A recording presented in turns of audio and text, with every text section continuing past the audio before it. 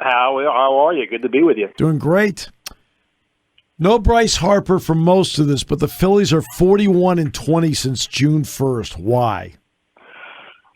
Confidence, it seems to me. That almost completely corresponds with when they changed managers. And under Thompson, they are playing a completely different level of baseball. More confidence, seem to be having more fun. Success leads to success. Young players are blossoming, and not for nothing, I think the whole clubhouse got a real infusion with the trade deadline pickups that the organization made, the front office made. I think they feel like the front office has their back, and they've taken it to another level. And they've also, something they haven't done forever, they are beating up on teams worse than them. And a lot of people, like to throw shade on what the Phils have done, saying, oh, they beat the Nationals, they beat the Marlins. But for years, specifically the Marlins have been a nightmare for the Phillies.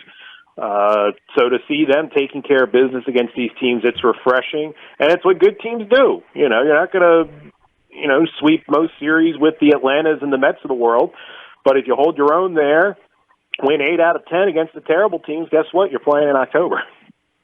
Right. Well, exactly. And all you have to do, in my opinion, is make the tournament. Then after that, all right, get in and then see what you can do.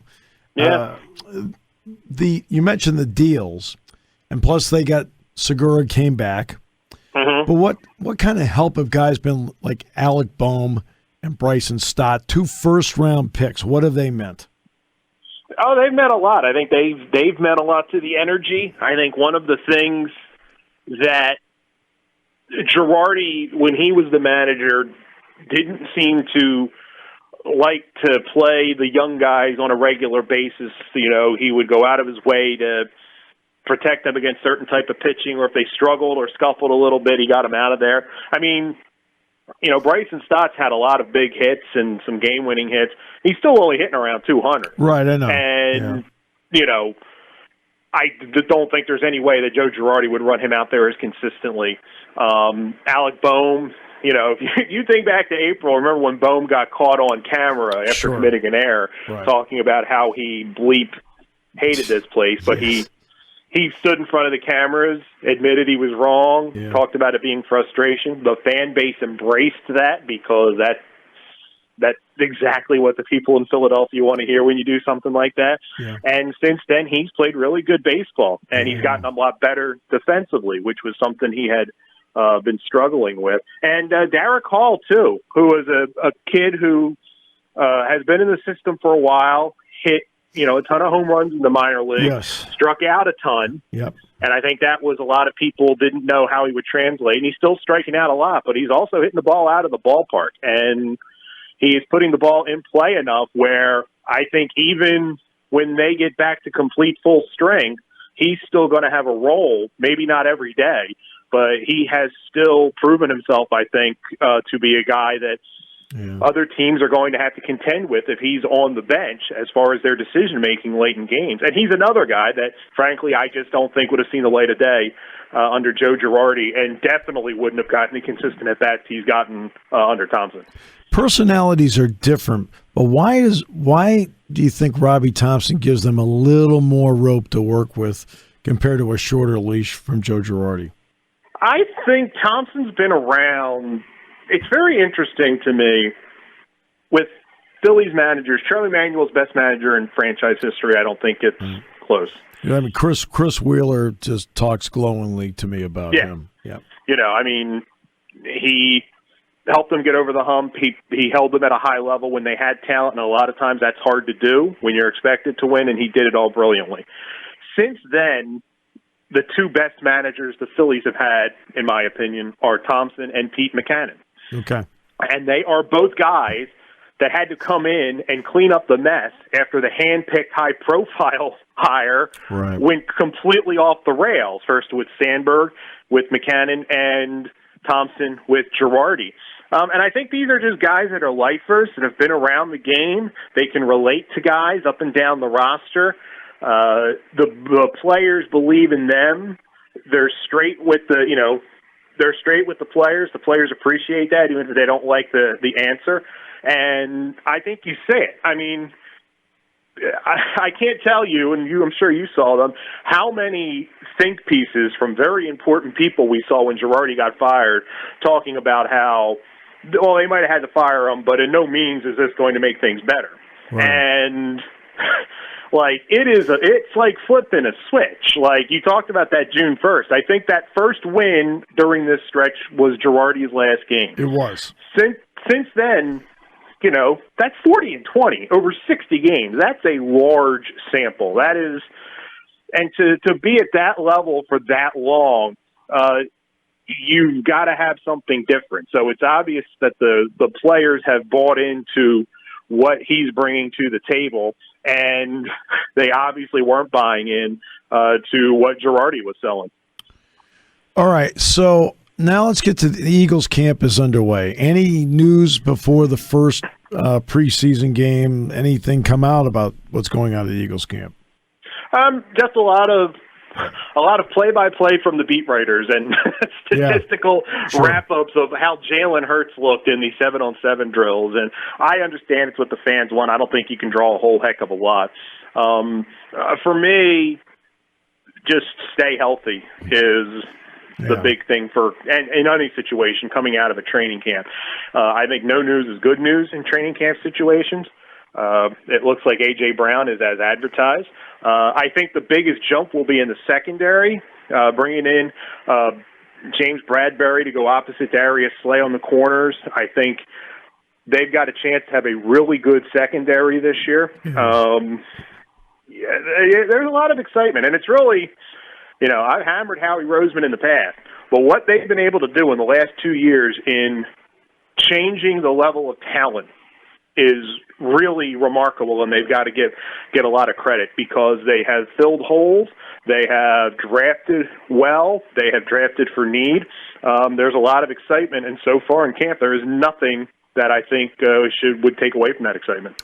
Saw Miles Sanders at one point in the offseason. He's lighter right now. What kind of difference can that make for him? I think this is a big year for Miles. I think he is looking to break through. He's looking to establish himself as the number one. I don't know, but to me, speed has never been the problem with Sanders, and I think for whatever reason, the Eagles, and this is over multiple coaching staff, so I don't know what, but it seems like there's a there, has just not wanted to completely go all in on Sanders. Now, the second half of last year, they did so more, but I think Miles Sanders has come into this season with a chip on his shoulder, and I think will be a big key to their success. And frankly, when you've got Devontae Smith on one side, A.J. Brown on the other, Dallas Goedert on the seam, you're not going to be facing a lot of 8-9 in the box. So, and with that offensive line in front of him, all signs point to with good performances, this could be a big year for Sanders. Let's get to the Sixers for a moment, because now we know Kevin Durant wants out of New Jersey. He wanted Steve Nash fired, the GM fired. Well, they're not going to fire him. The Celtics have been mentioned. Now the Sixers have been mentioned. What are your thoughts? I mean, I think anytime a guy like Durant becomes available, you have to ask. It seems like there's legitimate interest on the Sixers. I don't know that they have the assets to get it done. I don't know. I would imagine a package would start with Tyrese Maxey. That makes you cringe, but this could be a move that wins them the title this year, and that's kind of the goal here. You've got to get a title before Embiid's peak is over. But I don't know what else you would include in that package. Now, Daryl Morey can get very creative. It seems to me that Brooklyn's got all the leverage right now, but we'll see. I don't rule anything out. And, Embiid, Harden, and Durant, that would be something. Yeah. Yeah. So we'll see. If I had to guess, I would say it doesn't happen. It becomes Philadelphia, but I also didn't really think they'd be able to pull the Harden thing and get rid of Simmons at the same time. So I'm in wait and see mode there. I give Durant credit in this area is that when he was in Oklahoma City, he had Westbrook and he had Harden. Then he goes out to Golden State, and he's got all that talent around him, Curry and Thompson and so forth. Then, of course, he had Kyrie and Harden in Brooklyn. He's always seemed to be able to play with others without having to demand the ball all the time. I mean, that's what's always impressed me about him. In other words, if you put him with Embiid and Harden, I think it would work because he's never demanded the ball at the expense of other people. No, I agree. And my concern would not be that part of it, him on the roster. It is just, I don't know what they would. I mean, there's a package of Maxey, Tobias Harris, a couple of other young players or a couple of first-round picks. Does that get it done? I don't know. I don't. Well, it's interesting because they went through, the process. Okay, I got it. But you're now at the point where maybe you do this, you can win a championship. Is it worth winning one at the expense of maybe having a mixed future? I think so. I think if you don't win one with Embiid, it's a tragedy of the highest levels. To have a transcendent big man who wants to be there, who does the things that he does, and you can't cash in on that one. I mean, we're talking NBA. How about getting to the conference finals? They haven't even been able to do that with him on the roster. So your point is valid, and I get it, but I do think there is kind of a real need to, if you've got to make a move that makes you a little uncomfortable to, win to get the ring, I think you do it. Because I think they made the Harden-Simmons deal for the same reason. Mm-hmm. I mean, look, we can win now, but we need to do it with a guy who actually wants to play the game of basketball. Right. And I would still put $100 on Ben Simmons not playing again. Why? You're already hearing these weird stories out of Brooklyn. Yeah. I mean, there was the one that he left the chat when he was asked if he was going to play in Game 4. I don't know. I mean, this seems to go beyond basketball, so I don't want to. But it is odd.